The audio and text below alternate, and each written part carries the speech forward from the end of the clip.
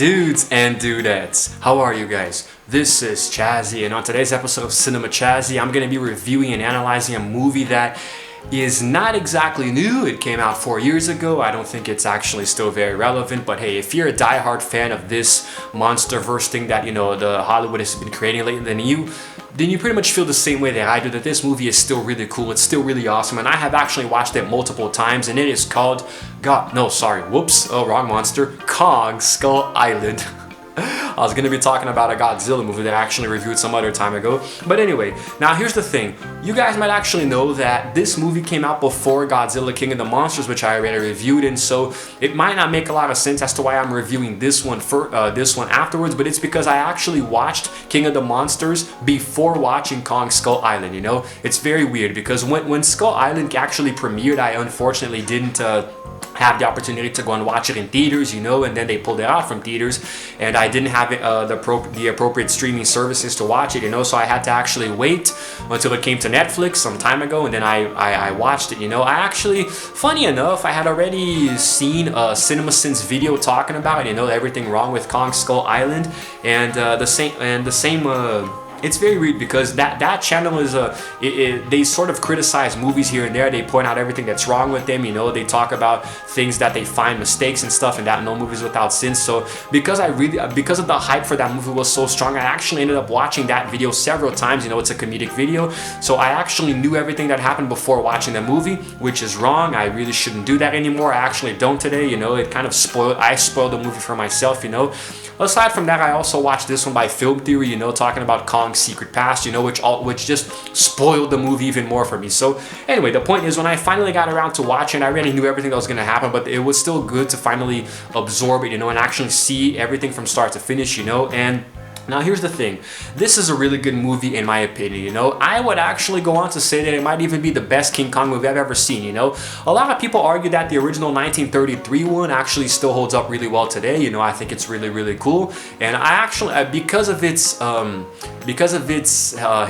historic, but because of his historic value, it deserves a mention, it is very unprecedented for its time, Then in the 70s we had a remake which kind of sucked, it kind of, I don't know, it made things a little different, Now there was a different reason for Kong being taken to the city, and he climbed the Twin Towers, and that movie sucked. Then in 2005 or 4 or 6, I'm pretty sure it was 2005, we had the remake made by Peter Jackson, which was actually really cool too. It was really, really good, very nice movie. The problem is that it was way too long, and there was a lot of exposition. There were many scenes that I felt were unnecessary to the overall story, but I still liked it a lot. I really, really enjoyed that movie too. And Skull Island is something different, we see a whole different reimagining of King Kong now, because we're not following his story specifically. It's not about him, being falling in love with a girl and being taken to an island and being taken off the island to New York and then climbing up the Empire State Building and falling. That's the classic story of King Kong, but now it's completely different. Now it's like a reboot of the character, because now he's sharing a Monsterverse, the same shared universe with Godzilla, the movies that started coming out in 2014 onwards, and there's going to be a new movie on the horizon, which is Godzilla vs. Kong. I'm really excited for that. But anyway, back to Kong Skull Island. I think that it was actually a very good reimagining, it was a reboot plus a reimagining and sort of like a remake at the same time, they're trying to establish a new version of Kong with a new continuity in its own lore, and I think it was really cool. There was a lot of graphic violence, it was very visceral and brutal, and now this is the biggest Kong we have ever seen so far up until the franchise's history. We're talking about a 100-foot tall ape, This thing was massive.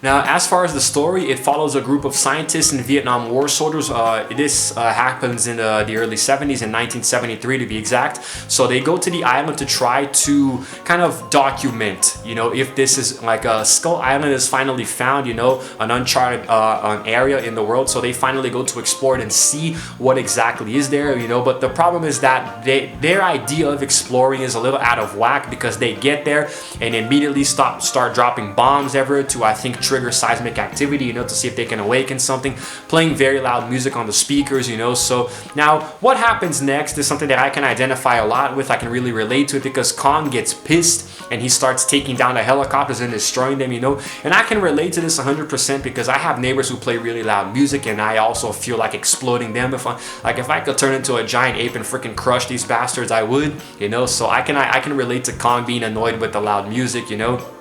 Even though it was good music, you know. We had Paranoid by Ozzy Osbourne playing, or rather Black Sabbath, I could say, you know. So, and I think that like the movie kicks off very, very, you know, like right in your face, you know. Kong already starts wasting a bunch of soldiers, and then they're trying to come to terms that they're trying to survive, you know. But then as the movie goes on, Kong actually serves as both an antagonist and a protagonist at the same time, you know, because obviously he is hostile towards the humans. So from the human standpoint, he is the antagonist, you know. It's a giant gorilla, you know, killing a bunch of soldiers and all that, you know.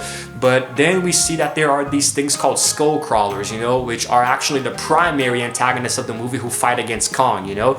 Now the problem here is that Skull Island is a very dangerous place, and pretty much anything and everything can kill you, you know. And I actually saw a video recently, I think the name of the channel is Goji Center, but the video is up here right now, talking about the most horrible, horrific ways to die on Skull Island, you know. And it's a very good video, very detailed, a lot of cool animations and explanation as to how many things can kill you on this island and exactly how. But be ready, because you have to have a strong stomach to look at some of the stuff in that video. And Skull Island, with no surprise, is a very dangerous place with a lot of different animals, you know, aquatic animals and surface animals, air animals. Pretty much anything on this island can kill you and will kill you, you know. It's like, except for maybe like a few select herbivores here and there, everything on this island is a bloodthirsty maniac, you know.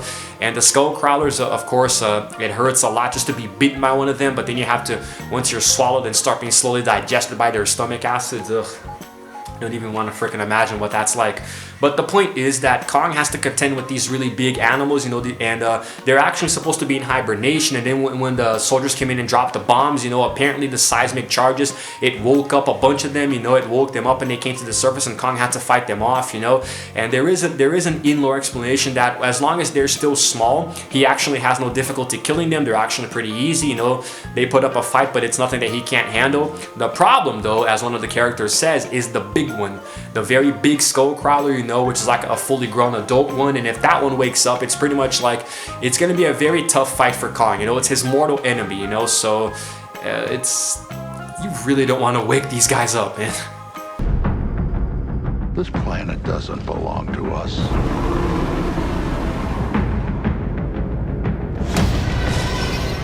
Ancient species owned this earth long before mankind.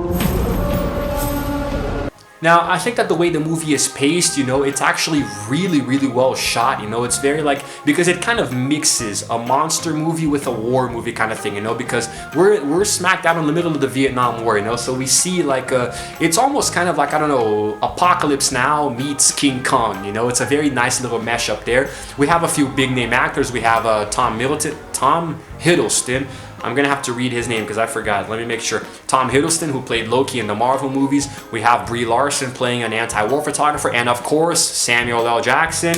You know, a couple of reviews ago I talked about Coach Carter, another movie that he did. You know, so Samuel Jackson really just, he's a workaholic, isn't he?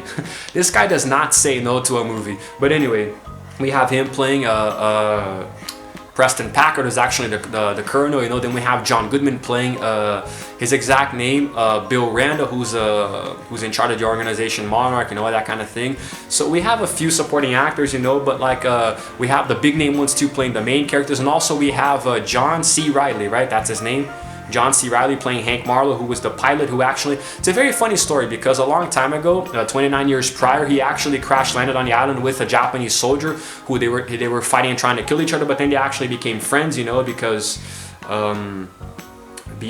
well, I think it makes it like you're in the middle of a war and you're trying to kill each other, you know. That's how wars work. But then you have kind of a common enemy. You land on an island full of dangerous creatures, and I mean, two heads are better than one, you know. So if you become friends and try to protect each other, it makes more sense than, you know. There's a very good story, you know. And apparently one of the skull crawlers killed his friend Gunpei, you know, the Japanese soldier. I think it would have been really nice to have a little bit of that backstory, like show a little bit of that. I understand that it would have. Did I mention that I hate my neighbors? But anyway, so it would have been nice. I know that the movie would have gotten way too long if you showed too much of it, but it would have been cool to see a little bit of the backstory, showing them in the early days trying to adapt and getting to know each other despite one being American and the other Japanese. How they even communicated, I'll never know. But it's cool. It's nice, you know, and his tragic death at the hands of one of the skull crawlers, you know, so they built together a boat that they used to sail, you know. There were a lot of really gruesome deaths, you know, throughout the movie. There was one where a giant spider who had like these really long legs that looked like tree trunks, you know, branches, started killing some of the soldiers, you know. It was really painful. It was really freaking painful. But in general, I do believe that the movie was a very, very good remake, you know, if you can call it that. I don't really know what they consider this to be. Yeah, it's considered to be technically a reboot of the King Kong franchise, you know, and so it is a reboot, you know, and normally you guys should know that I'm against reboots in general. You know, I talked about the Karate Kid in the last review. I'm usually against reboots and remakes, but some of them are actually very exceptional, like for example the Karate Kid and Kong Skull Island. I think it was really cool. But then again, I'm a really big fan of King Kong in general. I mean, who isn't, right? I just really like the lore, the history, you know. I really like the character. So I've watched Peter Jackson's King Kong a dozen times, you know, so despite being pretty much 3 hours long. So I think that there's a lot to be explored in this movie, you know, and I do honestly think that I think it's okay. It's interesting to connect it to Godzilla because, in case you guys don't know, back in 1962 there was actually a Godzilla versus King Kong, you know, a movie, you know, and obviously very low budget. You know, there was actually a lot of controversy because somebody stole the script, you know, for a King Kong movie, and actually no. I think it was the other way around. Somebody in Japan stole a script. Yeah, I'm pretty sure that's how it works. Somebody in Japan went to the United States and stole a script, a screenplay for an upcoming Kong movie, and took it back to Japan, you know, discreetly, and used the character model, used the story to make Godzilla vs. Kong. And then when the American studio finally figured that out, the movie was already successful, you know. I'm surprised they didn't get sued. If you watch the movie, it's so freaking cringy, you know? I mean, obviously back then it was a bunch of guys in monster suits, but the Kong was just horrible. But anyway, yeah, very cringy, and okay, hold on a second. So anyway, it was really, really cringy, you know, but it's understandable because it was in the early 60s in Japan. It kind of had like this weird habit of putting guys in monster suits, you know, and I can understand that at the time, you know, technology was limited, you know, but it's still so, like, sometimes you can clearly see it's a guy in a freaking suit, you know. But anyway, now obviously the movie didn't age too well today, but you can still watch it, you know, and spoiler alert, King Kong wins. You know, Godzilla kind of loses, but it's because it's actually left ambiguous because at one point after a long time of fighting, they both fall into the water and only Kong emerges and swims away. But we know that Godzilla can swim, so, you know, it's actually left ambiguous, but to this day people say that Kong won because of this ambiguity, you know. But anyway, so now the rematch, well, I'm pretty sure it's gonna be crazy, you know, but then again, here's the thing, I'm gonna talk about this in another video, you know. There's gonna be a rematch now, Godzilla versus Kong, but, you know, so here's the thing. King Kong movies have always been, I think that there have been a lot more Godzilla movies than Kong movies, you know, but this one here, this new one, Kong Skull Island, I think it's the best one, you know. It's the best one that I've seen in the Kongverse, you know, and the Kongverse. It sounds like that shoe, the Converse, the shoe brand.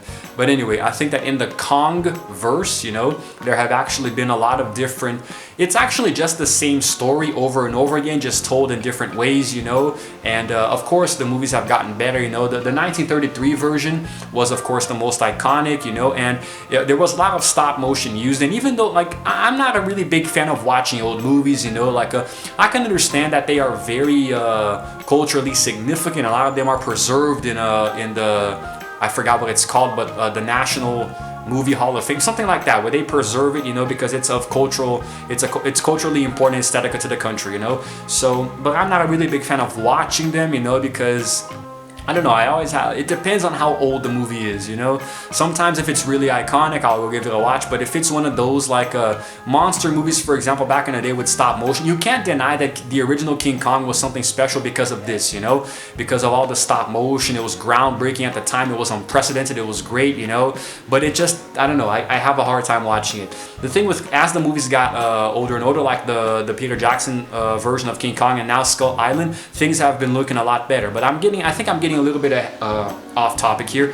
Back to the actual Skull Island. I think it was really well cast. I think everyone did a really nice job, you know, and it really captured the essence of you being on Skull Island, you know, especially back in the 70s. Because if we tried to do a more modern version of this movie, you know, like what if this one was actually, instead of the plot, the movie's setting taking place in the 70s, what if it was like in the 2010s onward, you know, where there would be a lot more technology, you know, and people, because damn, Peter Jackson's version took place I think even before that. It was way back in the old days, like in the 30s or something. But anyway, I think it was really nice to try to encompass this theme, you know, like put a war theme, you know, something being driven behind the war into a monster movie. That I think was really well done, but that's just my opinion. Now, if I had to give this movie a rating, I would of course give it a 10 out of 10, but one more time, I always say this, I repeat, it's because I love King Kong. I love King Kong. I cannot remember the last time I gave a movie on this channel less of a rating than 10 out of 10.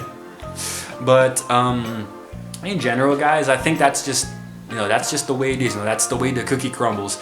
And it's showing a lot of the animation. Obviously, there was a lot of CGI involved, you know, probably very few practical effects. And showing the raw brutality of Kong and his natural habitat, you know, I think was really, really cool. I think it was so awesome the way that because this guy is huge, you know, and he is still growing, by the way, because apparently 100 feet tall is still much shorter than Godzilla, who he's gonna fight later on in the next movie, you know. And even just being small, you know, being shorter than Godzilla, he was still really, really freaking huge. He towered many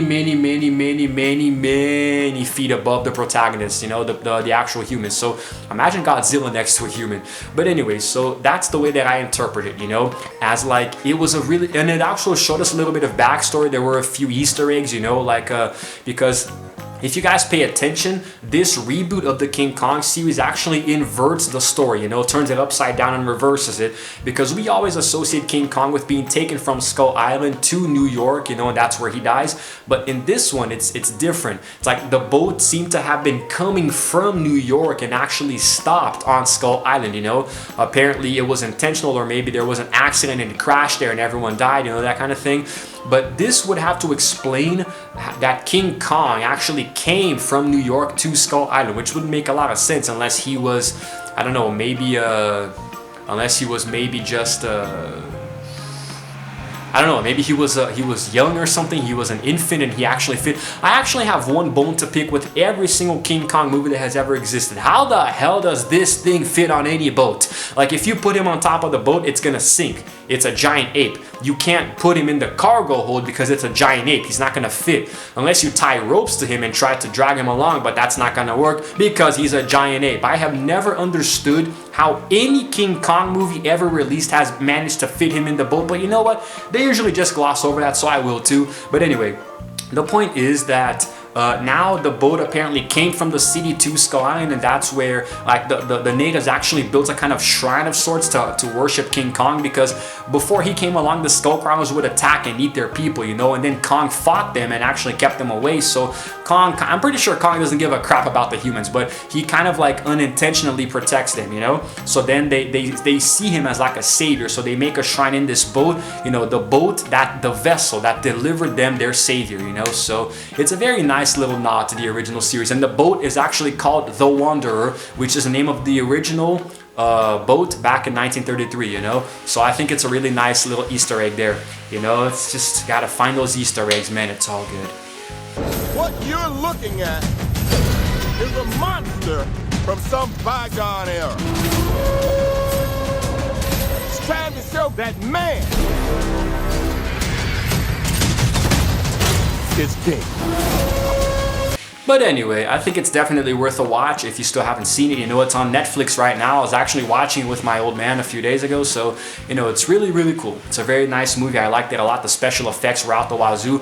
Normally, I have a problem with CGI when there's an excess of it, but in this case, it was done just right. Nothing looked too fake, you know. And of course, spoiler alert, Samuel Jackson's character dies, because Samuel Jackson loves dying in movies, doesn't he? But anyway, so the point is, guys, that it's a very good movie. I think there was something else I wanted to say that I forgot completely, but in general, it's cool. And it's really nice how at the very end, there's an overlapping There's an overlapping scene there where Monarch is talking to the two survivors, you know, about Kong not being the only king, you know, not being the only monster, and that's when they get into the territory of other kaiju, and that's like how they connected to the Godzilla movie, you know. How exactly Kong and Godzilla are connected in the same universe, I don't know exactly like what's gonna make them meet, but I'm going to talk about that in the next video, which is kind of like analyzing the trailer as well. So yeah. But I guess that's it. This has been one of my longer videos. I haven't done a video this long in a while, you know. My timer says that I have been recording for about 20 minutes, so I don't know how long it's going to be in post-editing. But anyway, post-production, rather. Editing is actually post-production before it goes into the channel. But that's it, guys. I really hope you watch this movie. You know, if you haven't seen it and you watch this video first, you're kind of stupid because you just gave yourself a bunch of spoilers. But however you get to this video, if you've watched it here to the end, give it a like, you know, or even give it a dislike if for some reason. Who is honking? I thought it was for me again. But that's it, guys. You know, please subscribe to my channel. Go over to my playlist, Cinema Chazzy, for more movie reviews, you know, but beware the spoilers in each one of them. And that's it. This is Chazzy, signing out for now, and as always, I will see you guys in the next video.